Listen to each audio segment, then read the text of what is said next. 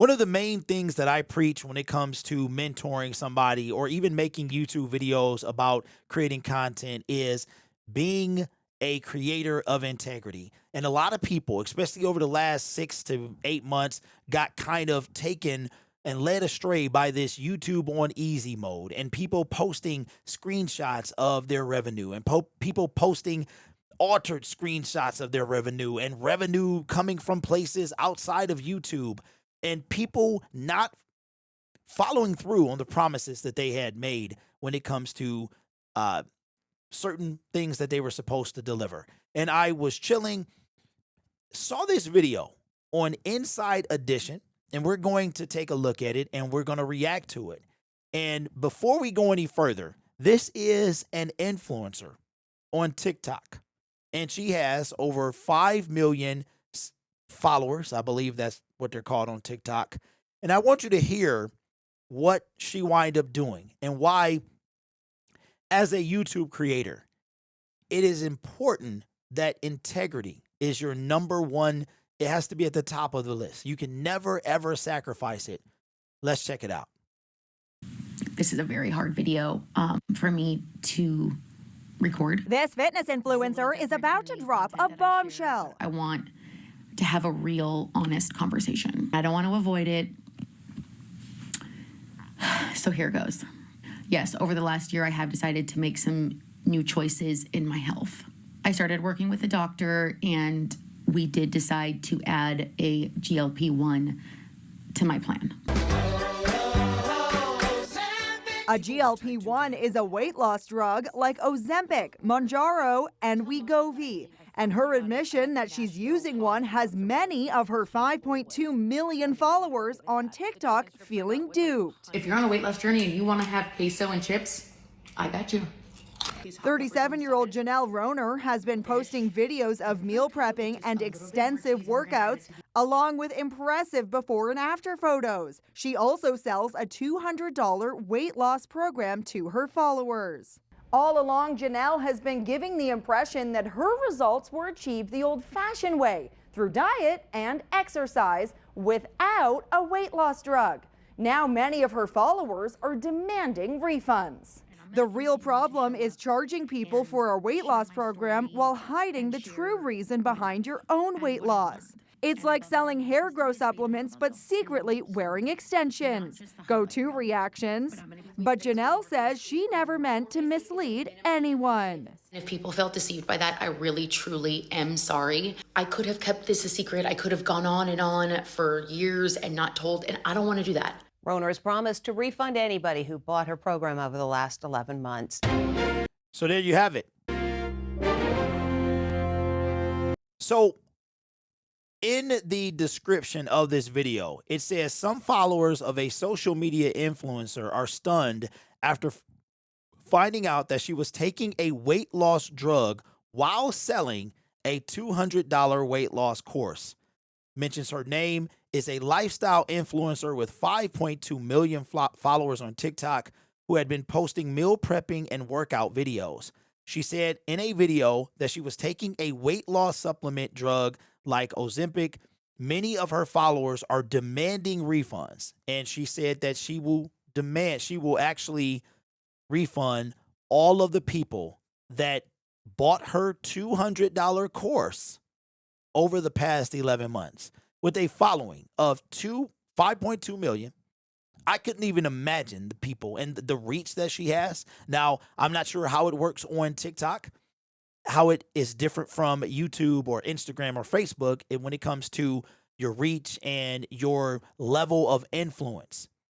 But there's no doubt that a ton of people bought this weight loss course. And all the while, she said it wasn't intentional, but how do you leave something like that out? It's the same as using Photoshop when you take a shirtless pic, or you take a bikini picture and you're using Photoshop. It's the same thing. So you didn't think that it was relevant to mention that you had been taking a weight loss supplement, a prescription drug, while selling a course. And You don't see the deception in that. You don't see how people can be misled. It's not anything. Of course they can be misled. But the point of this video is that you have to, if you are a new creator or a creator that's been around for a while, integrity is up there with when you start a YouTube channel. Here's what you should do after you come up with the name.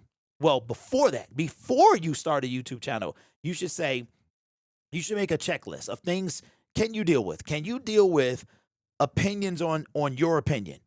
You say yes. Okay, cool. Can you deal with really, really bad opinions or harsh opinions on your opinion? Check. Do you have passion what you're talking about? Check. Can you make videos even though you're not making money? Check. Are you making videos so that you can make money? Once you go through that checklist and you decide that you want to create a YouTube channel and you come up with a name, well, you've already done that, right? You come up with a name and you decide to make content. Along with, after all of that, when you put out content, the number one thing outside of the thumbnail and the title and the description and SEO and all the stuff that matters or doesn't matter, you need to have integrity first. You need to say what you do and do what you say. Integrity, after all of that, is the number one thing a creator has to have. Whether or not people are going to like you is irrelevant to your integrity. That is something that you need to know, because I've said this over and over about a particular creator that we have talked about several times on this channel, and I have said to you that they have lost their audience. And it's ironic how strikingly similar this situation was to that other situation and how it was a weight loss program. We have a certain type of power being a creator. Now, I hate the word influencer. I don't like it. I don't like it because it sounds like hypnotism or, there was I forgot what show this was on, what movie this was on. A person could whisper in your ear or something like that. Maybe it was something I saw, maybe a clip on YouTube. A person could whisper in your ear and they would do what they told them. I've never liked that because that's what it sounds like. I can influence you to do something. But then I had to accept the fact that that is the reality. If you believe, because you trust me. So if you trust it, you're going to trust what I tell you to be, not necessarily be gullible, but you're going to, since you trust me, since we have that relationship, you're going to say, okay, if you think I have integrity, you're going to say, okay, I can trust Derek. I can trust that what Derek says, this product is awesome. This product sucks, whether he's getting paid or not, right? The biggest creators live and die based off their integrity. You've got Marquise Brown, who went through something where his integrity was questioned. He made a video, seems like he was just fine, made up for it, but people were questioning him. Then you have people like Logan Paul, who have lost. He's still a big creator, but he took a hit, right? And now nobody trusts him. They think he's garbage, pretty much. Then you have what Mr. Beast was going through last summer, okay? So I want everybody to remember this woman here. Now, yes, she did not have to say, and it's not inside. Okay, yeah. She didn't have to say this. My guess is, I don't know what made her come out and tell the truth, but the truth will literally set you free. It will eat you alive. It really will. It's nothing like having a clean conscience. It's nothing like it. It really will.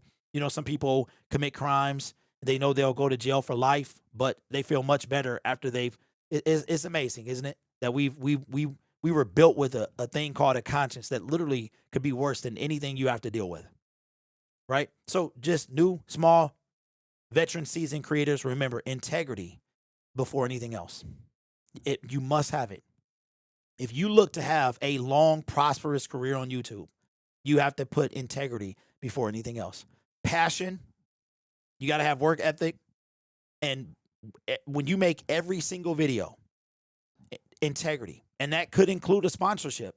If you don't rock with it, if you don't like it, don't let any money convert you, sell you. Had an NFC. It was a not Lions. It was a football NFT. I forgot the name of this particular person or company.